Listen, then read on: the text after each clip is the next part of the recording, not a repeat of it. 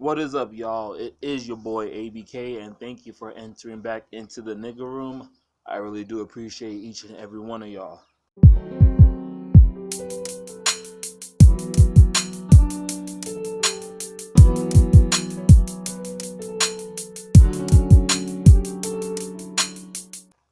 And today, man, I just want to give this whole episode is gonna be dedicated to Nipsey Hussle, man. For some of you who don't know,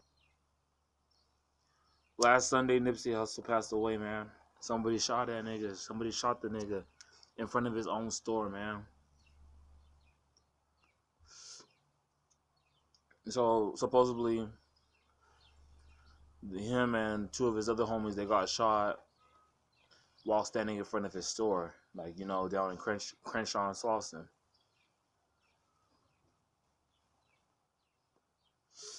And it's just crazy to me, man, because people are real life saying that shit was due to some gang shit, some gang violence shit, and I'm just like, y'all don't get it, do you? If there's one thing that niggas in the hood know not to hit up, you don't hit up women or kids, you don't hit up churches, and you don't hit up niggas who are doing good for the community. And I mean, just yesterday or just a couple of days ago, I was looking online and I saw that people were like niggas who were in gangs, like the Latinos, the Crips, the Bloods. They was all together and they was all marching for Nipsey.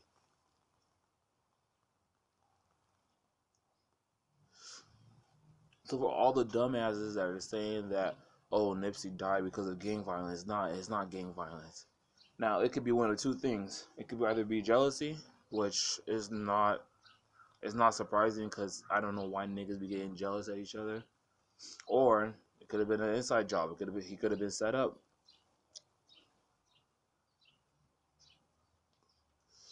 And the reason why people have been saying that he could have been set up is because this man was doing so good in the community, bro. He was fixing up basketball courts, helping schools out, helping underprivileged. I can't say that word. He was helping out underprivileged families. He was doing all types of stuff for the community, man. And it's just sad because the same block where he started at, the same corner where he was selling his CDs at, the same corner where he bought that building out and made it to his own multiple businesses, is that same spot where he got gunned down by that man. And they caught the man that killed him. Supposedly, like, everything is supposed right now because that shit just happened last week.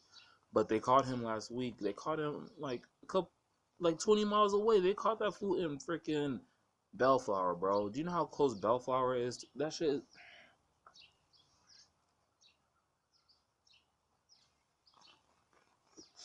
It could very well be an inside job though, but it could be jealousy. Because if there's one thing about us black people that we really need to stop, is that we get jealous at other guys, or we get jealous of other people because they have things that we want but we don't have. And it's crazy because the first thing that niggas do when their peers or one of their homies blows up and they don't is they question God. They're like, God, why is it that nigga got this opportunity and I didn't? Or God, why is it that nigga got to become successful and I didn't? And that's one thing we gotta stop. We gotta stop. We gotta stop thinking that mentality. And I can't say, and niggas in Africa be thinking that shit too, bro. I guarantee you, nigga, it's sad. That's a sad mentality to have. Like, me, my brother does good, or if my homie does good, I did good, man. Honestly,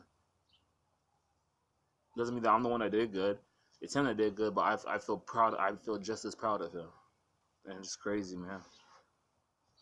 Nipsey meant so much to me, bro. Like, Nipsey was really there for me when I needed him the most. Like, when I was down and out, when I thought I was done for, bro, Nipsey's music. not even his music, man. His when he be doing interviews and stuff like that, or when he be just talking to people in general, man. It's just he kept me up there, man. He kept me afloat. And I can honestly say that Nipsey is one of those rappers, like one of the very few rappers that like really teach you about not it's not about flexing and all that shit, or it's not about showing off. It's about building a business, being business minded, man. Because y'all, if y'all know me, I don't like jewelry and shit like that, or I don't like flexing and shit like that. I like keeping it simple and putting the work in. If y'all like, if niggas who know me, they know that that's how I am, and it's just sad, man. There's also a conspiracy that I mean, there's also the other part. Like I said, there's jealousy, and then there's also the part about the inside job. That could have been an inside job because that man, like, bro, he was gonna do a documentary on Dr. Sebi, and if for y'all who don't know who that man is, Dr. Sebi, he's a self-renowned, like as in he claimed it himself that he was a doctor. He wasn't a real medical doctor, but he he basically so it said that he has the cure for any type of disease, whether that be cancer, or that be AIDS, whether that be HIV, whatever you have, diabetes. He said he claimed that he had that the medicine for it. And what it was just a vegetative diet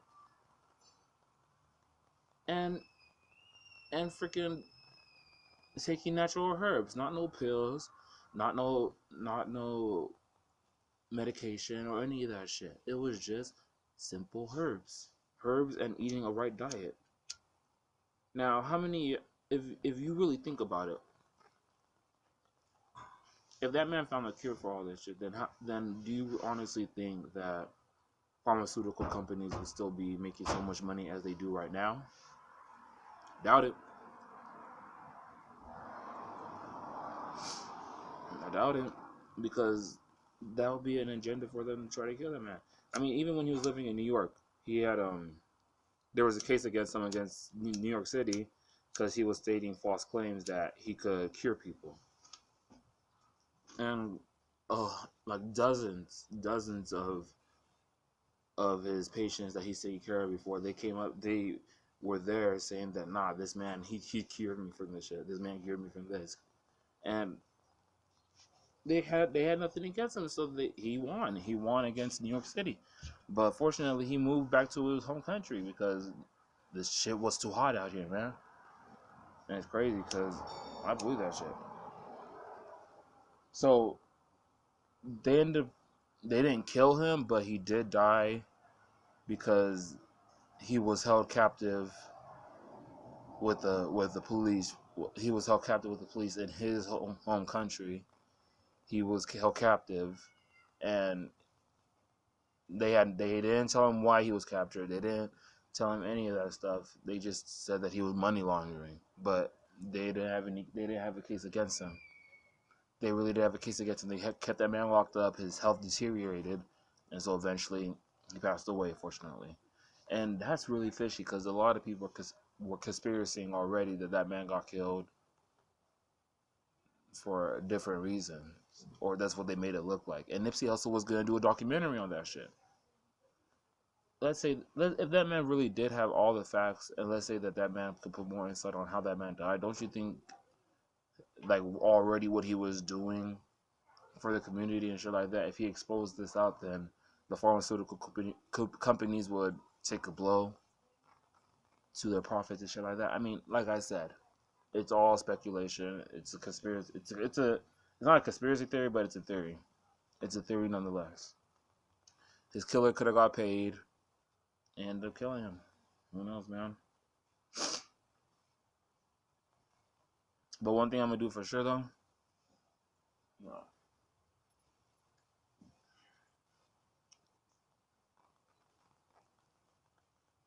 one thing I'm gonna do for sure though is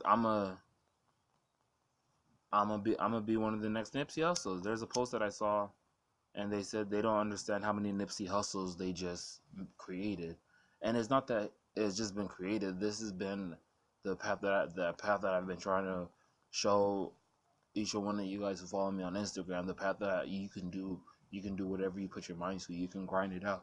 Once you put the hard work and dedication in, you could do it. Like nothing could stop you, as long as you put your hard work into it. Because life does get hard.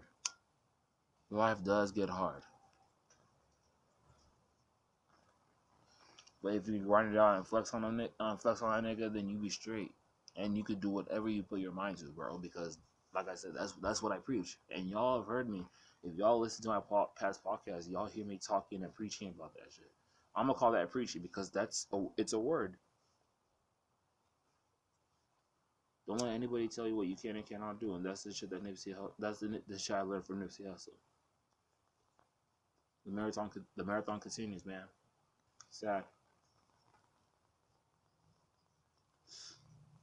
But hey, man, he was put here for a reason.